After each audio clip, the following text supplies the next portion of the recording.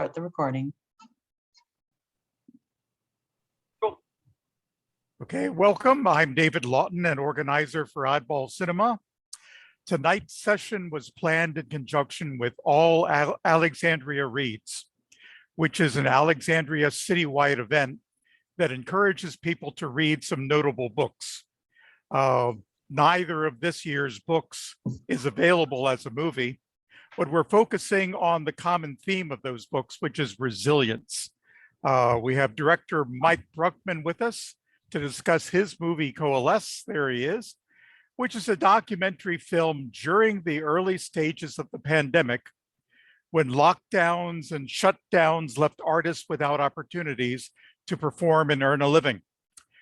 In a splendid example of resilience in the face of adversity, Mike's response was to organize a festival with hundreds of performers who showed that they weren't defeated, they'd found creative ways to deal with adversity, and were ready to more or less spit in the eye of COVID-19.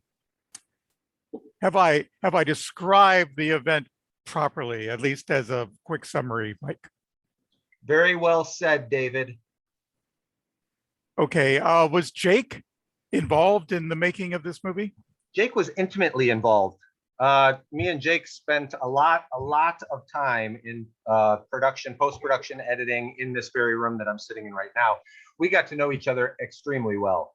Oh, okay, no need to, take it to the next level or anything. Jake, I miss you.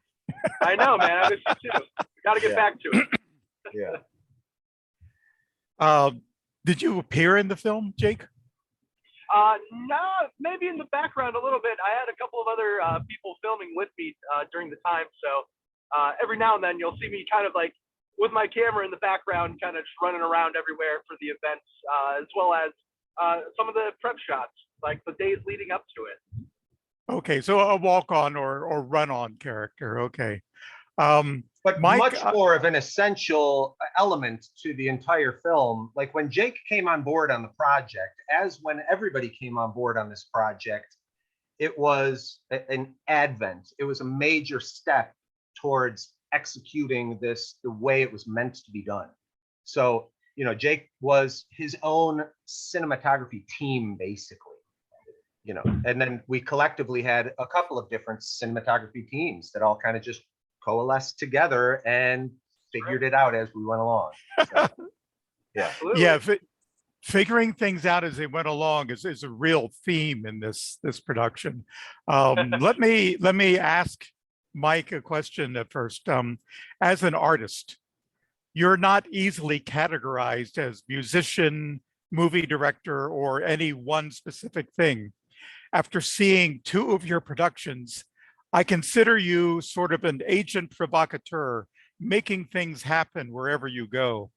How would you characterize your career, if career is even an apt word for it? Look, you are whatever you say you are.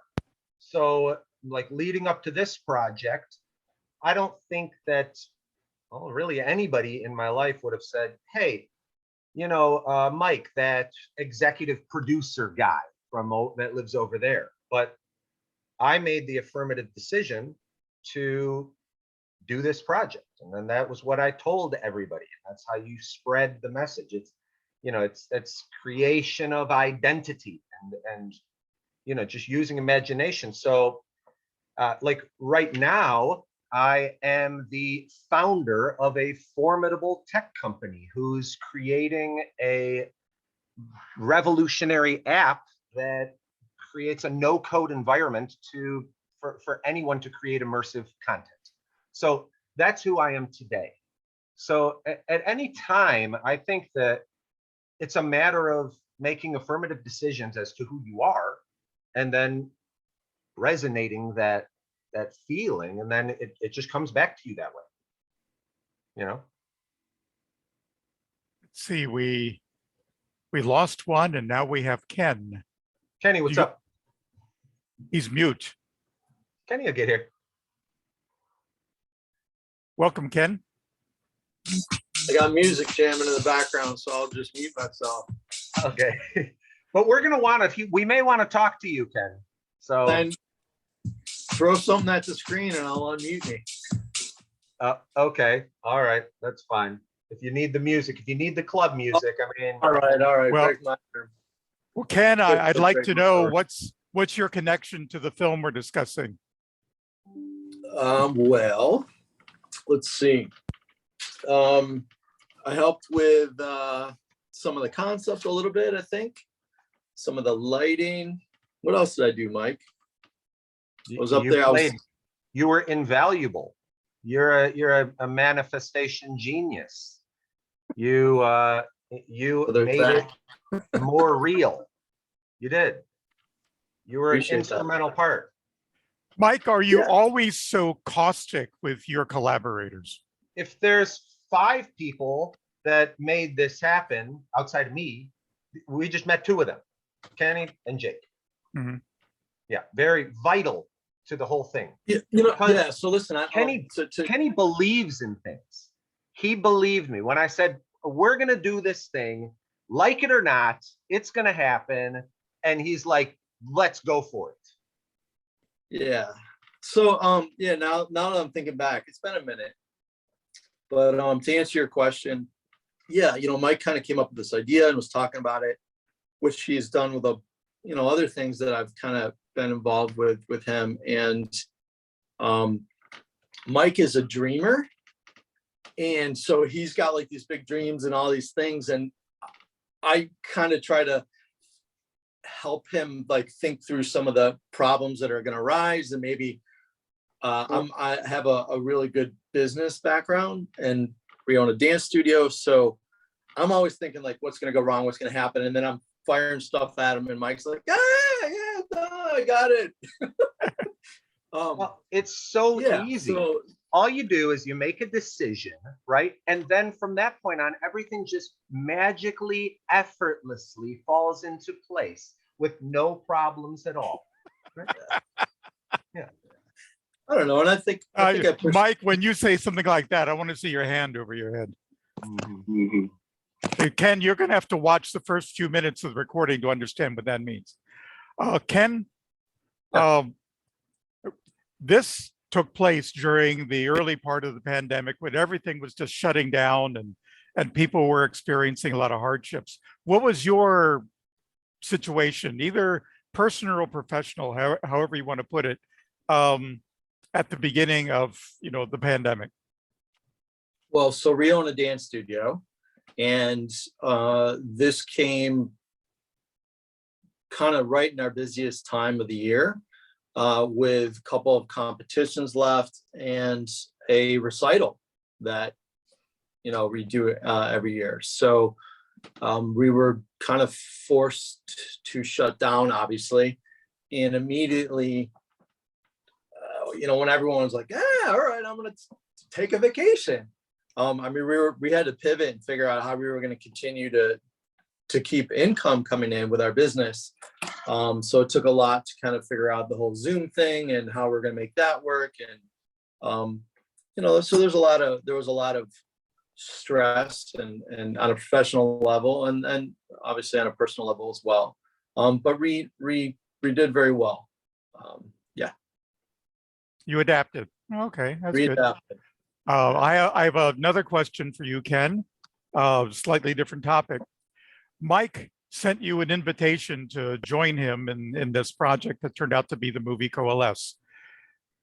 You must have had some initial impression of what he was proposing, and then after you went through it, you understood, was it close to what you expected at the beginning, or was it quite a distance from what you expected?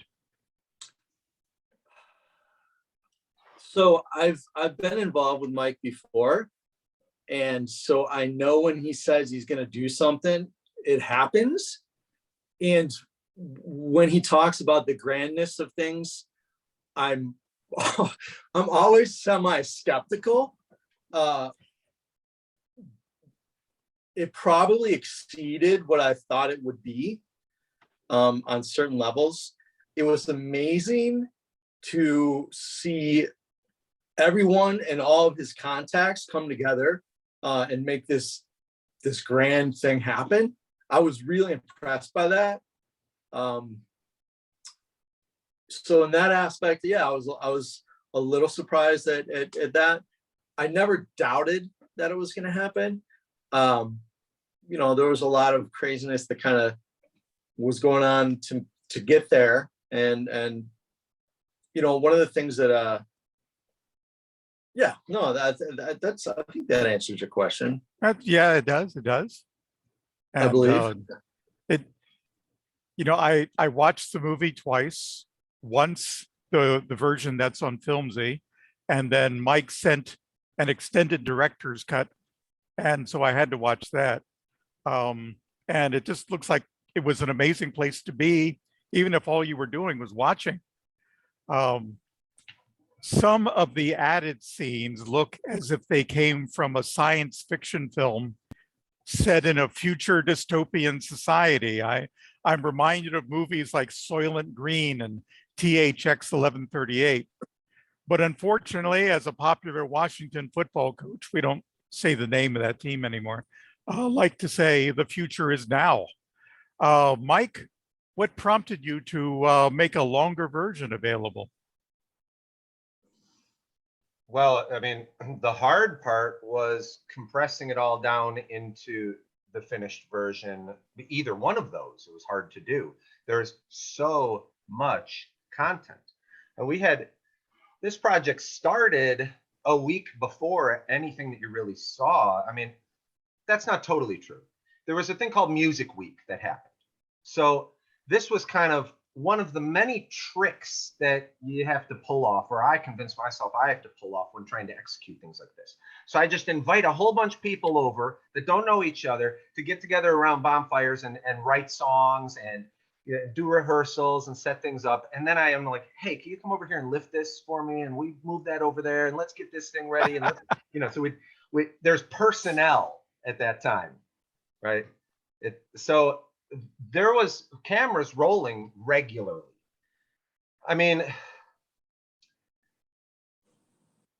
some of the best footage I had to cut because the person that was in the footage I had to let go from the project the day of the event during the climax of the event. So I guess he kind of excused himself, so I just removed him from the film. And this is just one of those types of stories of where you can't please everybody all the time, right? And and you kind of try, but also when you got a head of steam, like sometimes you're just plowing through things, right? And you got to roll with it. So how did we decide that? I wish Jake was still here, because he would clearly attest to the amount of like effort and energy that editing a film takes. I mean, there's the before story of a project, and then there's the after. I mean, they'll say that movies are made in the editing room, really. And it's true, because you capture, we had minimum 10 hours of 4K content from that week, plus other stuff that I thought about mixing in along with the New York City stuff and other types of themes. But just from that week, we had about 10 hours of content and had to cut that all down to, what is it, an hour 40? I think it ended up at? Yes. 100 minutes, yeah. And then the streaming version, which is on like Tubi and Zumo and Plex and Vimeo and Filmzie and Filmocracy, and you know, it's in quite a few places, along with YouTube and other places. I think we cut that into hour 26 or something because we were worried about some licensing things and some background sounds and stuff like that. And I've been down that road before. It's a real pain.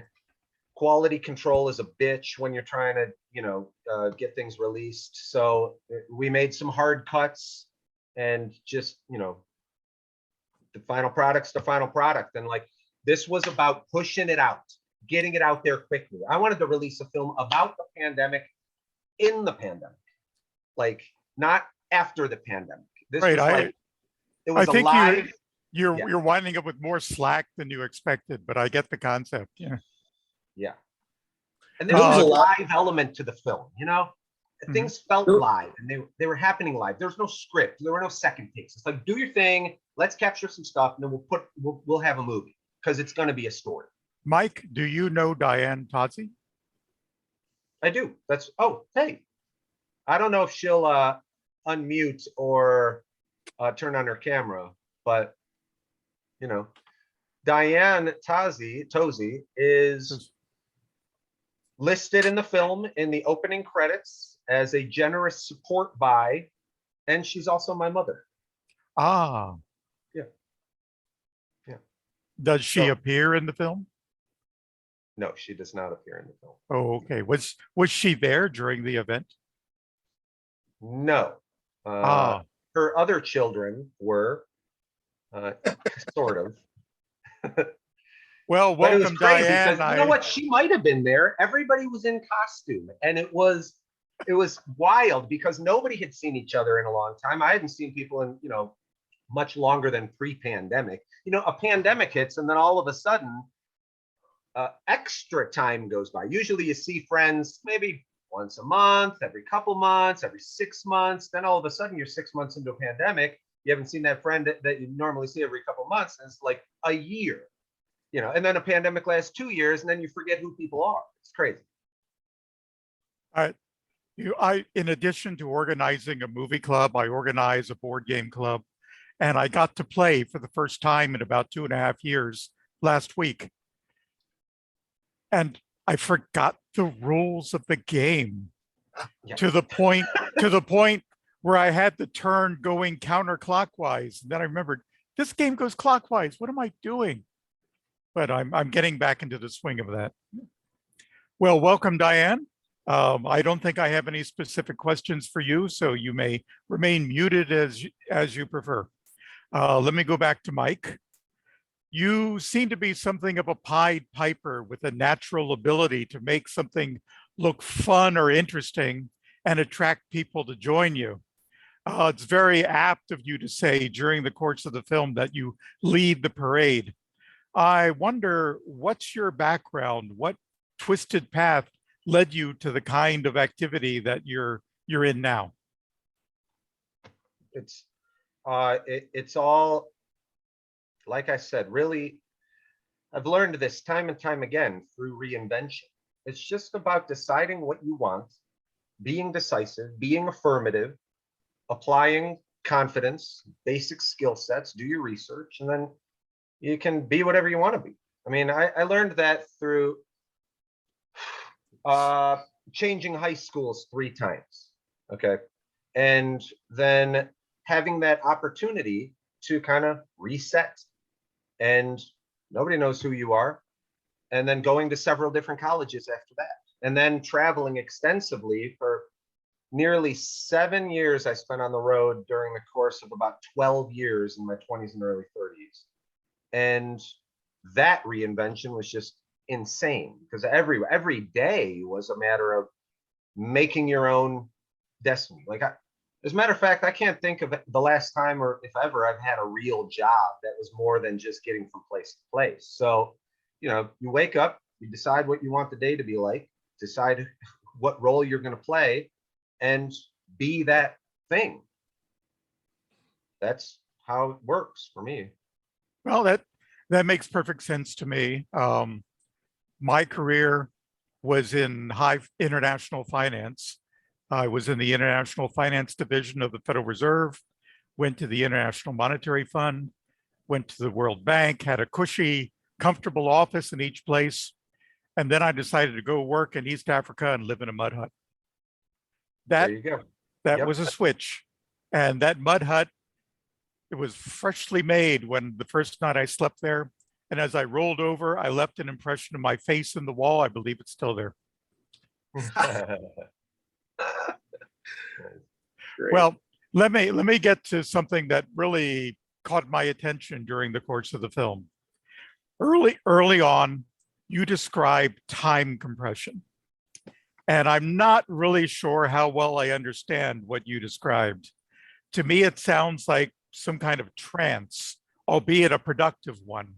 Can you tell us a bit about how you achieve it how you discovered it or what it is you do? Absolutely. I do it all the time. I spent the entire day today doing that on a separate project, and actually every day. It's the only way I can get things done. So, I mean, you think about the normal amount of time goes into a feature-length production, okay? And from pre-production or even inception, leading all the way through all the steps to final cut, right? And then it's done. So you can have what, a year or 2 years average, you know, maybe a little bit more, maybe a little bit less. It kind of depends. Well, I mean, we did this entire thing from inception to theater showing in 6 weeks. So that is what time compression is.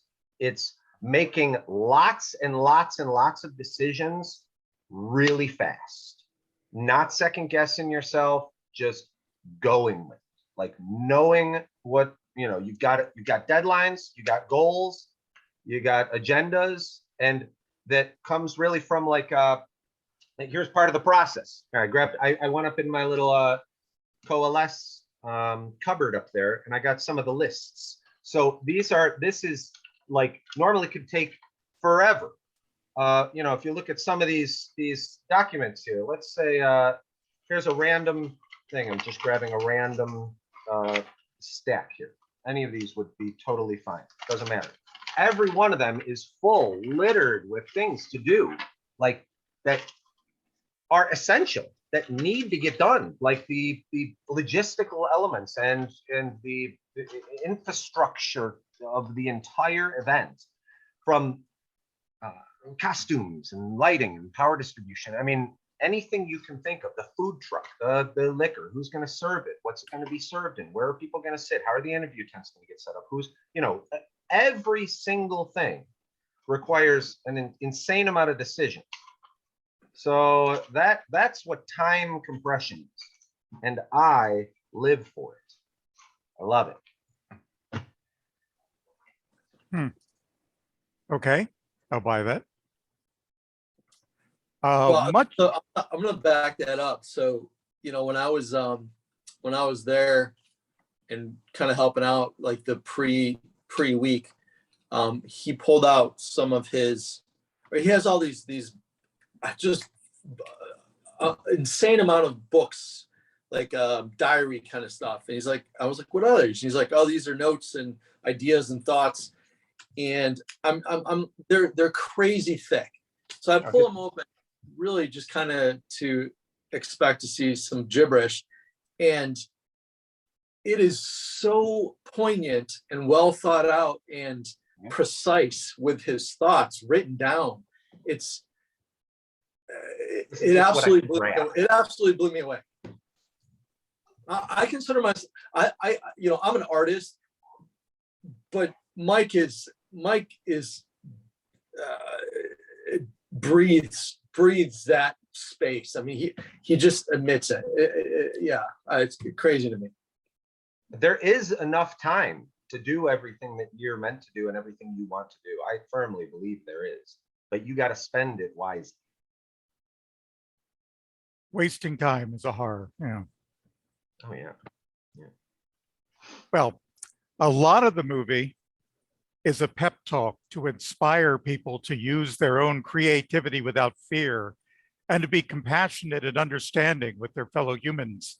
You touched very briefly on these themes in Escape 360, which we discussed last December. But in this production, bluntly, you preach to the other participants and to the audience. Is this a concept or these concepts that have become particularly important to you during the pandemic that you wanted to just spread this gospel? Well, yes, definitely all of the things were extraordinarily relevant. So throughout the creative process, I personally try to be as thorough as possible about documenting everything along the way. So I'm using my phone to take notes on random thoughts. I'm using the audio recorder to record good conversation. I always have pen and paper nearby. So I'm making all these notes, which then turned into the narration, which was a whole separate thing. That was a decision that was made after the footage was done being shot. So it wasn't like, okay, we're going to shoot these things and then I'm going to talk about this stuff. That wasn't it at all. The narration came upon reflection. So when the event was over, I was looking back at what had happened, what the feelings were, what the tension was, where the love was, where the camaraderie was, and all of these themes, and then just typing it out, listing it out, spreading it out all over the place. And then it turns into these things, which become a 50-page document that edits down to a 20-page document, which edits down to a 12-page document, which then I have people vet and read and give me advice on. And then I'll edit that down again. And then you get in front of the mic and, you know, record it all with the footage on in the background, see how it feels, see how it sounds. And then all that stuff was probably done over the course of 72 hours.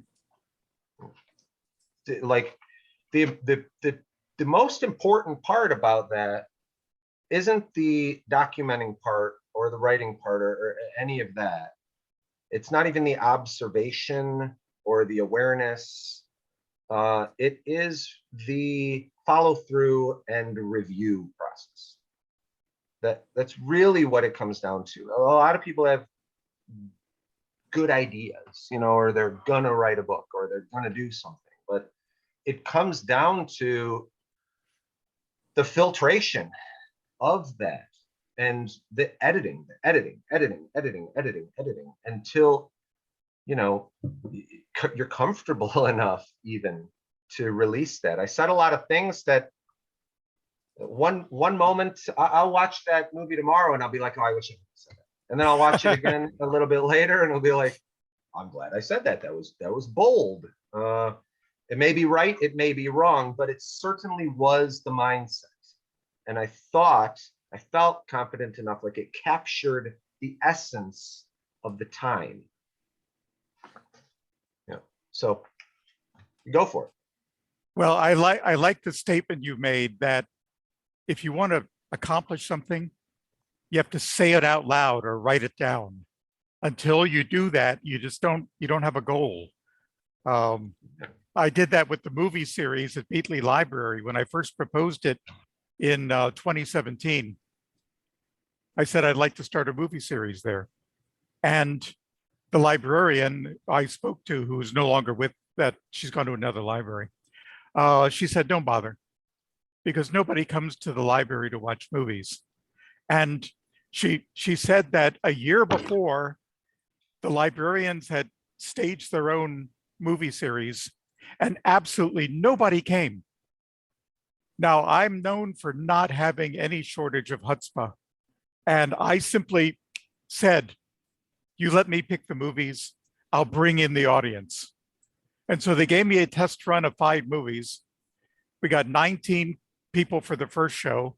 I warned everybody that the next month's show was going to be grotesque and disturbing. We doubled the audience to 38, and we had an average after that of about 40 people a month. And by the time we had the 4th show, the librarian said, you can have a show a month till the Y3K. And I had no idea if it was going to work or not, but I just said it. Pessimism is everywhere and doubt is in abundance all the time. So you try to insulate yourself from those things and look for verbal affirmation, which then leads to just validation of self, you know. Yeah.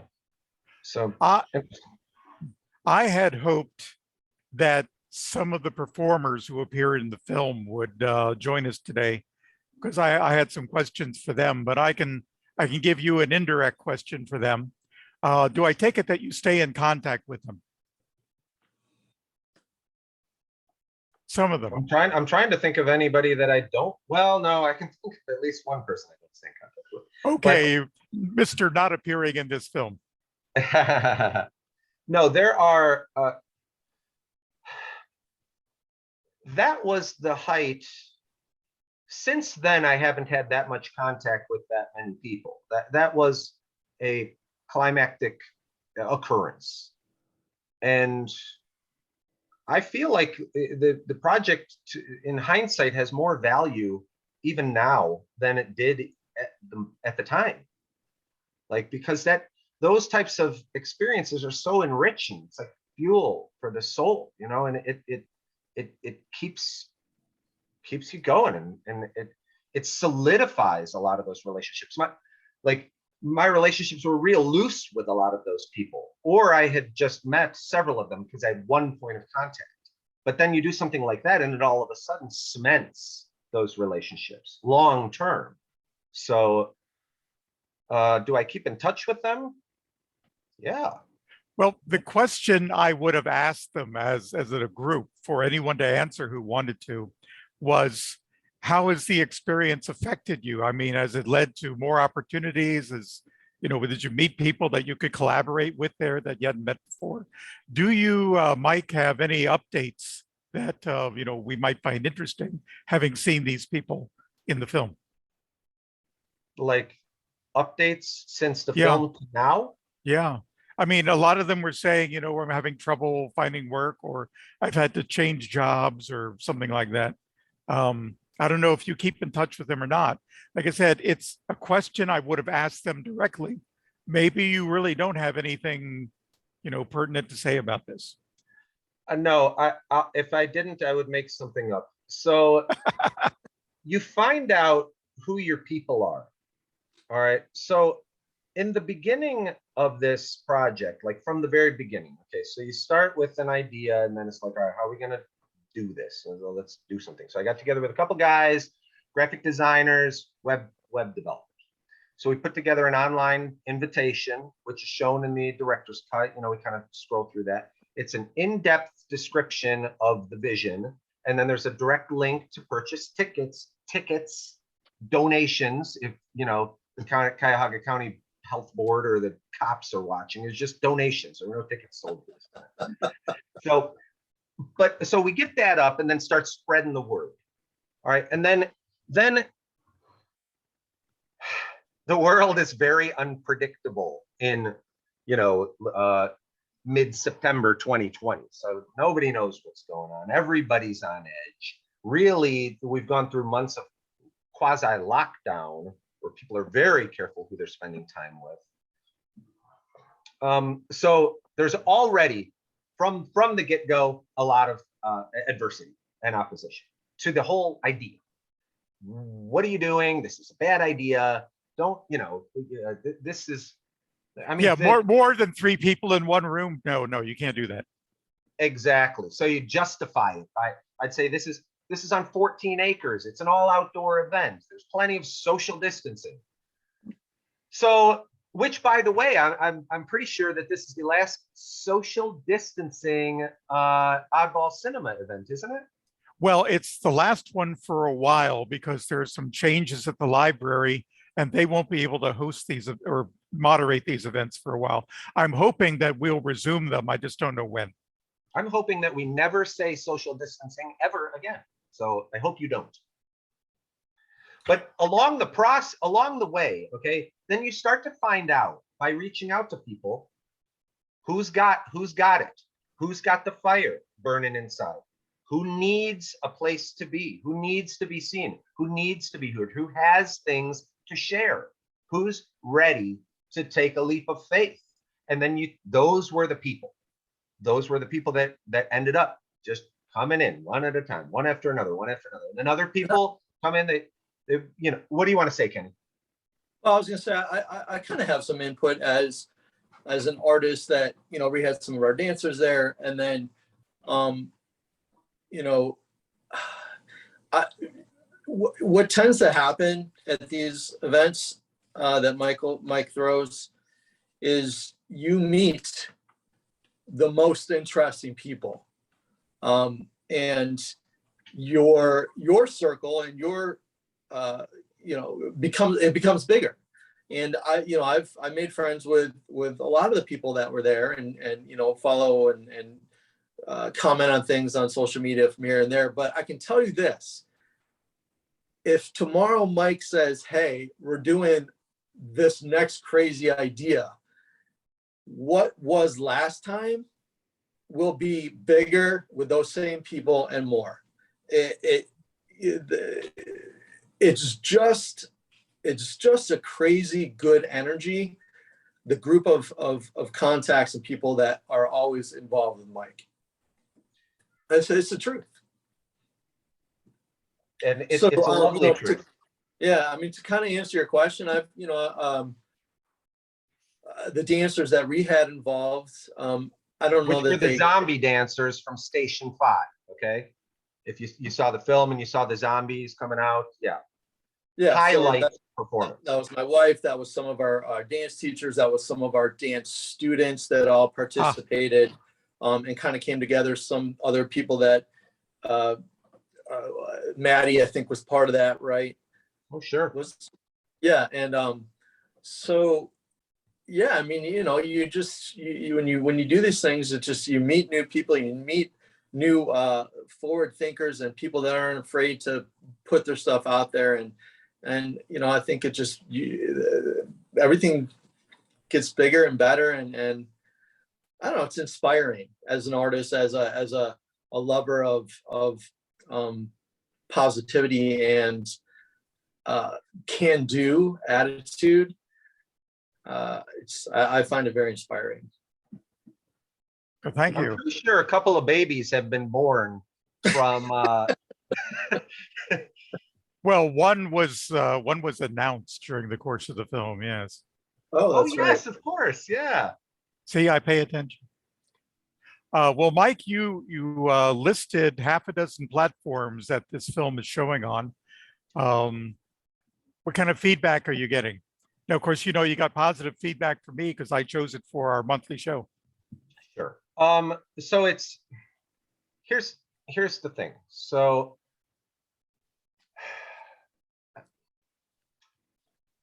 there's a lot of hats to wear and roles to play along the way. So one of the discoveries that was made once there was a finished product and people seemed to enjoy it was, okay, now what are the next steps after that? So that's a whole nother beast to try to understand, is distribution. So when it comes to distribution, I did some research and discovered the platform Film Hub, which is really the democratization to a degree of indie film. So there's about 100 different streaming platforms, a lot of genre specific, but also a lot of big ones. And like Amazon's on there, and Tubi's on there, and Netflix is not on there, and neither is Hulu. Okay, they got their own thing going on, but a lot of them are. And so then you go down that road, and that is a road of a lot of work, and it's a learning curve, because I mentioned earlier, like, quality control. So when you're trying to release a film, there's standardization processes. So you've got to have your posters in 10 different aspect ratios, and you've got to have subtitles and closed captioning, which I've never done before, but you learn how to do it. And then you learn about services that will help you do that. And then find money to pay for it. And then there's resolution and audio and casting and credits and soundtracking and, I mean, ratings and taggings, descriptions, sales pitches, and rights management, imagery, still imagery, behind the scenes, everything you can think of. There's so much that goes into that distribution that it's like, once you get that done, it gets accepted, it starts getting picked up, you're like, all right, I did it. Then there's a whole nother beast waiting around the corner, which is marketing. So a Film Hub doesn't have any marketing for their films. They're just the vehicle to get you to the platforms.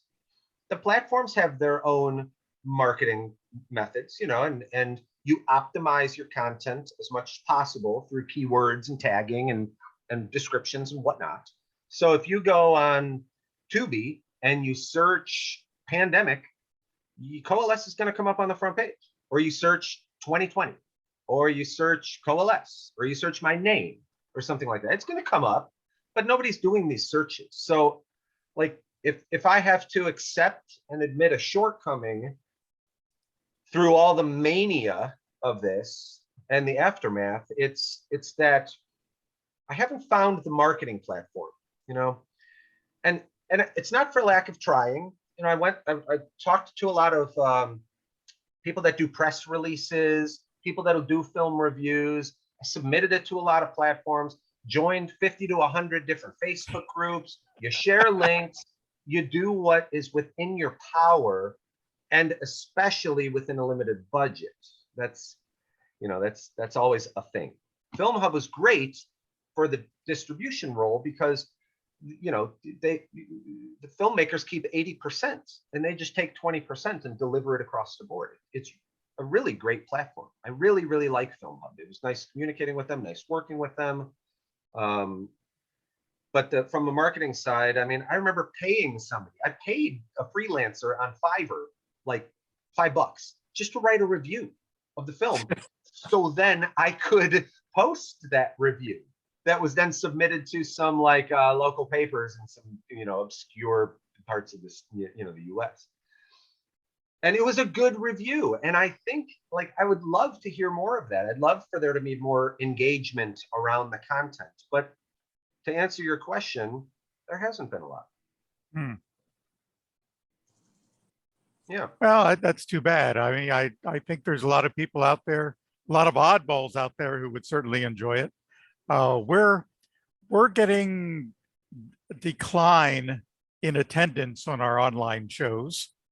I think as the weather gets nice and the restrictions on activities are being eased, people are going out and they're not taking oddball cinema with them. But we have more than doubled our membership over the past couple of years. We have people from coast to coast and even in a couple of foreign countries.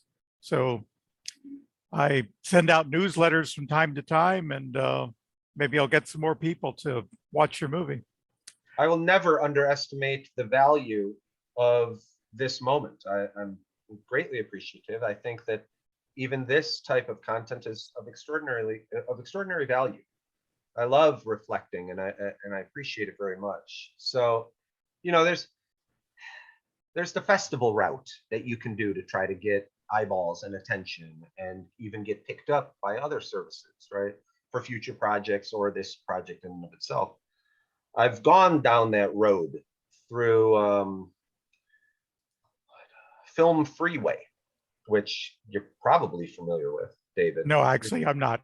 Really? Film Freeway is kind of like the platform that won over the rest of them. It's the gateway to the festival circuit.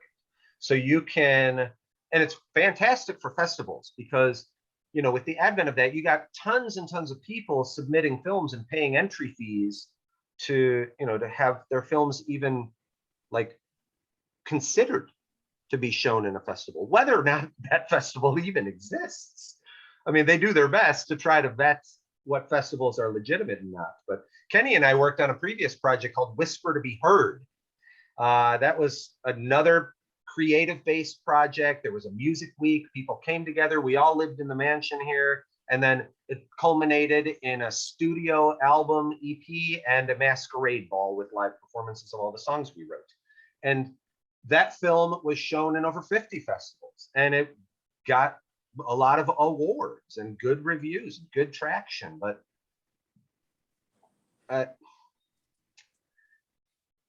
I didn't really take action to put Coalesce on the festival circuit.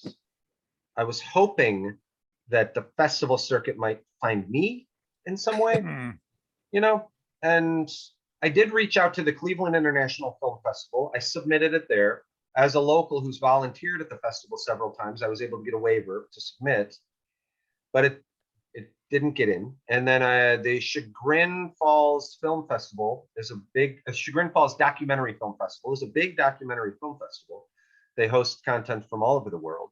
It's pretty renowned. It's in the top 50 for documentaries. And I talked to them, and they watched the film, they liked the film, but it just didn't fit into the narrative that of the, you know, the genres they were really catering to that in that particular season. So you win some, you lose some. I mean, the content exists. That's the important part, really, to me. Maybe not to everybody else, and maybe not to people that have millions of dollars invested into a project. But this truly was a coming together, a coalescence of artists and supporters, and the way that it all came to be was meant to be, and it was wonderful. I mean, I'll tell you a quick story. Like, budgets go quick, so I think we raised about maybe $7,500, $8,000, right? And that started to go really fast. I mean, you got cameras, you got cinema teams, you got people that need some money if you want some quality work done. They end up cutting their rates, you know, in half or a quarter down. And Kenny, I don't even know if I ever gave you anything. I start making things up for people about equity sharing programs, which I firmly intend to do. If this was to catch fire tomorrow, I'd be happy to write checks to everybody. You know, I have the whole equity split broken down. But so we didn't really have any booze 2 days before, and this was an open bar thing. It was part of the invitation, and so I got to provide things. So this girl that I had met less than 24 hours earlier kind of jumps in, and she's taken action. She's been on sets, and she wants to do things. So I'd made a call to the Cleveland Playhouse over at Playhouse Square and asked them if they would donate a rack of costumes for anybody that came to the event that didn't have costumes. And they said, sure thing, we'll do it. I don't know them. So I don't know her. She gets in the car and goes and gets the costumes, brings them all back. Then we got a rack of costumes. Then she tells me where she works at this brewery. And she's like, the owner's really cool. Call him up and see if he wants to get involved. So I call him up, have one conversation with this guy, Arche from Arche Brewing. Fantastic beer. I buy it every time I see it now. I'm like addicted after this. That day, he sent up a van with 1,000 beers in the back for free. Pint-sized West Coast IPA. It was like, it just felt like that's when things are happening, and it's like you're asking the right questions of people, and you're making quick decisions and just being bold in your needs. Then you find support. And that continued on. We needed a generator for all of the, you know, thousands of feet of power distribution lines extending all over this yard. We didn't have a generator, and I can't afford to rent one. So I called my buddy I've done freelance work for in the past, video work, and his family owns a Gateway Electric. And next thing I know, the next day, they're at 8 in the morning, there's a truck backing up, you know, and there's a 50,000 kilowatt generator attached to it, which is way more than we needed, but it's what we got, and we used it. This went on and on and on and on and on. People just wanted to be involved. Now, I'm going to tell you, it was really of that entire week and a half was just seeing so many different people from different facets of life come together and just give. Yeah, it was fantastic. I couldn't agree more. It's your Pied Piper effect, Mike. You just seem to have this magic touch. Well, I appreciate that. And maybe it's just because you're just so candid and open about what you're doing, and you know there's no subterfuge involved. You just say, I want to do this. You want to be part of it, and it sounds like fun.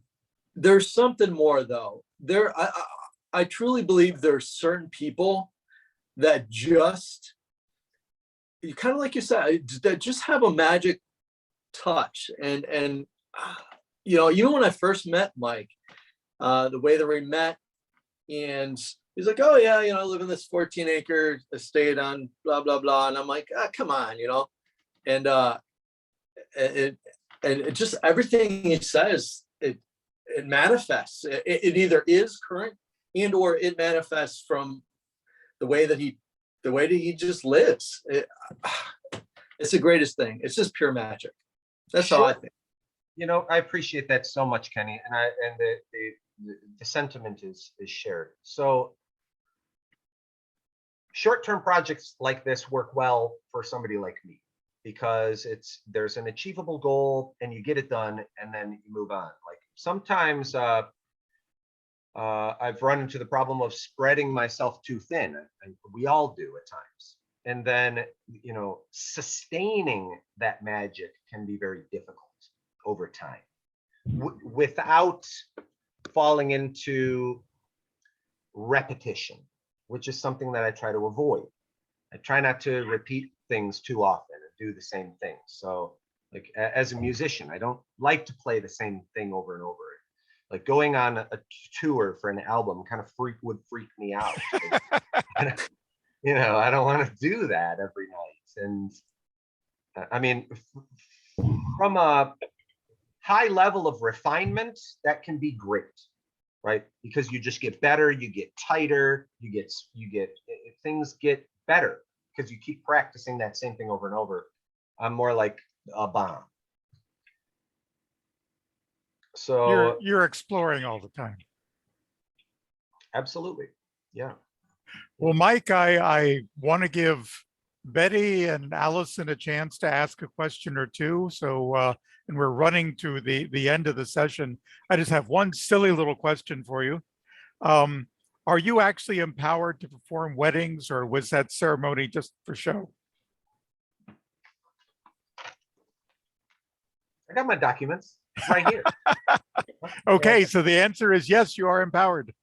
Yeah, absolutely. Of course. Okay. I didn't build that altar for nothing.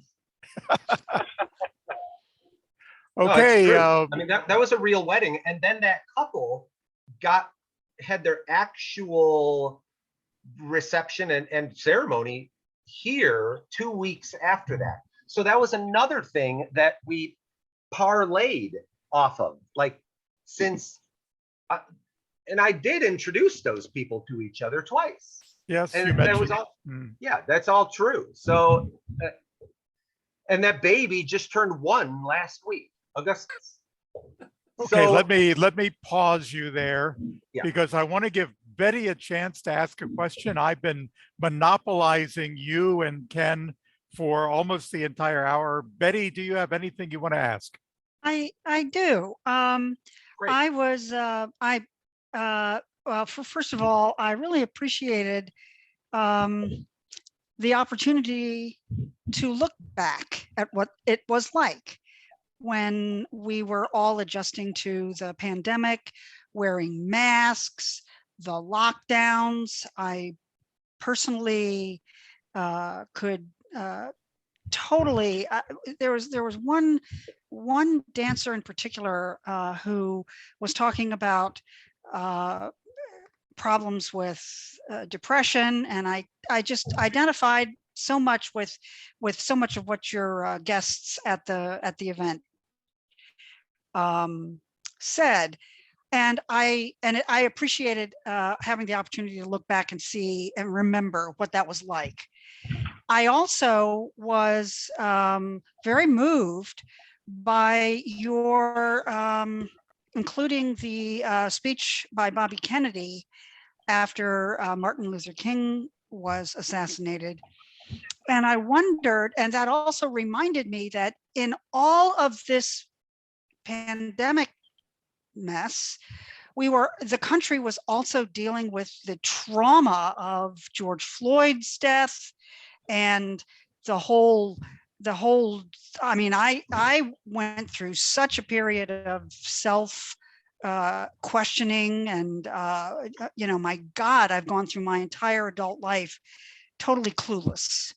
And I wondered, did you include the Bobby Kennedy speech was apropos to that. It was, okay, people, we have gone through this horrible trauma. Now we just need to, like you were saying, it's like almost the theme of your movie is you have to approach everybody with love and compassion, and the world will open up. And I wondered if that was kind of, I mean, it didn't even strike, it didn't even, I wasn't even reminded of all that until the Bobby Kennedy speech. And I was curious, were you trying to get to that as well?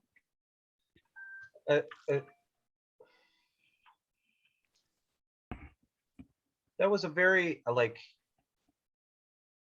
spontaneous decision, and that is one of the elements of the film that there was a lot of emotion going on with everybody behind the scenes in the group. I mean, there was the morning of the event, we sat in a little outdoor office right out here at these wrought iron tables, and it was a beautiful morning. And that speech just came to me, and we played it, and then I got a speaker, and then we played it louder, and literally we just had a crying session. Yeah. And then at that moment, I made that decision that originally the climax of the film was going to be everybody coming together under the tent with a camera shooting straight down, and we were going to play this exciting song, and everybody was just going to throw their masks up in the air, you know, and that was going to be like this moment. That didn't happen at all. What did happen was the tent was there, the stage was there, the musicians were playing, and then I got everybody together in the tent and played that speech in its entirety, which it's not in its entirety in the film because it's a little bit too long. We used it at the most, what I consider to be the most poignant moment in the film. But during the actual event, I put the microphone up to my phone, played the speech, and made eye contact with every single person under that tent, one at a time, and looked at them until they looked back at me, and until we just nodded each other's heads. And I'll tell you, that was a very intense moment. Of all of the intensity that happened, all of the artistry and everything, like that was unforgettable. Like, and that really felt like a moment where people just stopped the partying, stopped the dancing, stopped the music, stopped and took a look at each other for real, you know. And I really felt like everybody connected with that. It was very important. So like, that's how that came to be. And yeah, it was that moment. It was that time. There was that sense of awareness, and it was important. And talking about racism and equality and everything in the film, I thought it summed up that other theme of the moment. It wasn't just the pandemic anymore, you know? Right. Yeah. Right. Like, who were we before we even locked each other up? Right. One thing I really liked too was there was one point where during one of the interviews, one of the women said, we don't really know if we can believe what we're being told. That was Ken's wife. Yeah. Oh, that was. Oh, it was. And I think you actually subtitled that to emphasize, yes, we could not. We were being told so many different things, and we didn't know what to believe. And that was just kind of endemic with who was in the White House at the time. So it just reminded me, it was such turmoil in this country. We were going through such turmoil that your film was kind of like a process of healing from it.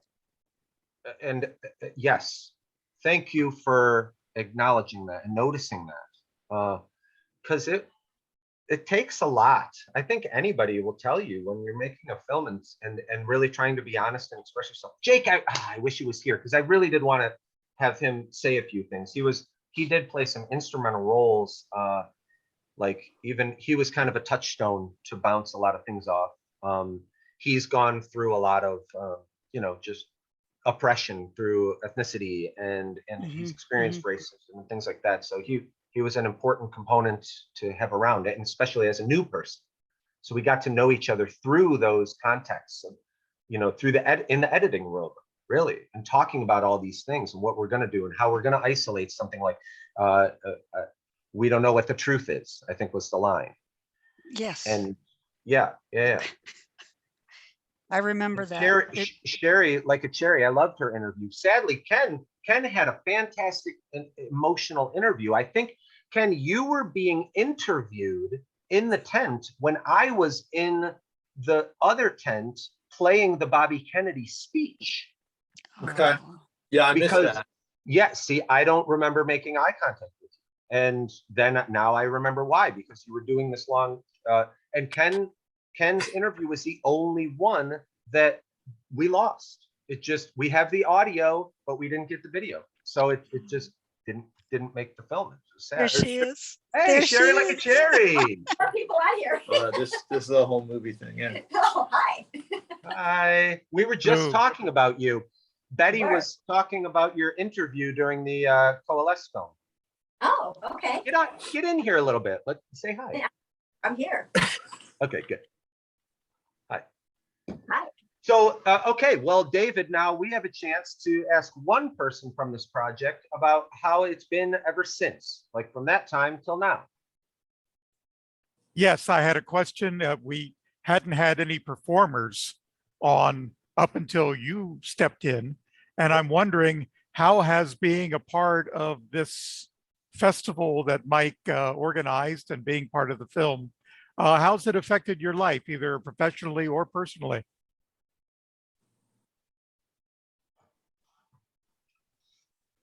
You there? If you'd care to Yeah. share. What? This is for me? Yes. Oh my Yes. gosh. Well, yeah, you're the performer. Yeah. You're throwing me in here. How has it affected me? Yes. Or what'd you take from it? Or yeah. Or how has your life been since that interview? You know, you talked about a lot of things. Yeah. And how has it been from then to now? Right? It seems to have a little bit more assembly, a little bit more order, and I've kind of got into a rhythm where, I'm living my life and running my business the way it's going to benefit us, and kind of taking out the distractions of what I'm hearing from the media and what people's opinions are, because I find that it's still a very divided world, if you will, with people with very strong opinions. And I had to really kind of keep my blinders on and focus on what my goals are and not let that really impact me in any way, because I haven't seen a change with how people have been treating other people. And there's a lot of anxiety and a lot of anger, I feel, even more so than when we started this project. I see my kids at the school now being left with anxiety to the point where they're seeing therapists, they're on medication. I mean, there was always that random one or two kid that I would see. Now it's in the masses. It's crazy. It It has- I is. can totally second that too. Yep. Wow. Especially in the kids. Yes, Big time in the kid. they don't know how to cope. And I guess, as an adult, we've had adversity and we've maybe had tragedy and we have those coping mechanisms. But when you have a child that they're told if they don't have their mask on, they can kill grandma, that's something that has resonated and stayed with them. And now the repercussions are anxiety. Yeah, it's very prevalent. in Well, my thank industry. you. Hear that. Thank you for that. Allison, are you still with us? We're running over time. We have to let Allison go home, and for her to do that, she has to close the recording. So is everyone gotten their questions in? And I'm sorry, did I wake you? no. I just wanted to make sure that everybody had their Well, chance. we do try to limit these to about an hour, but if there's any more questions and Mike and Ken are willing to answer them, I have no need to end the session yet. Yeah, I'm good. I'm good. Yeah, there's a million things to talk about. There's a million stories to share too. If there's any questions, there'll be an answer. I think that leaves it up to Betty to ask another question if she wants. Well, I actually have asked, made all the comments that I was going to make, except I don't think I've thanked you. Again, I really appreciated the opportunity to, maybe appreciate is not the right word, but it was an opportunity to remember how upsetting that time was. And we're still living through it, but at some point, I'm afraid it's going to turn into a flu, and we're going to finally learn to live with it. But in this area, we're still, you know, our hospitalizations are still going up, and yeah. But I just want to thank you. It was a great opportunity to relive that. That time. It was definitely a historic time. Well, you know, you have to,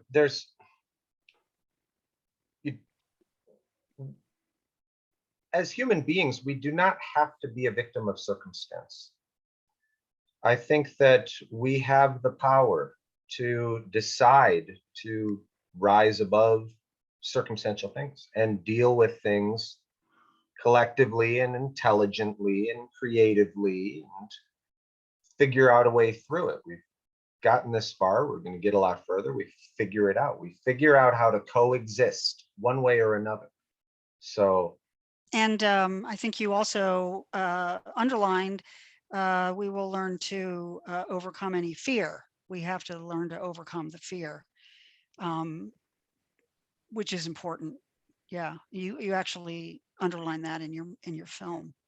it's very important. I remember, yeah, because that seemed like a relevant topic when dealing with fire.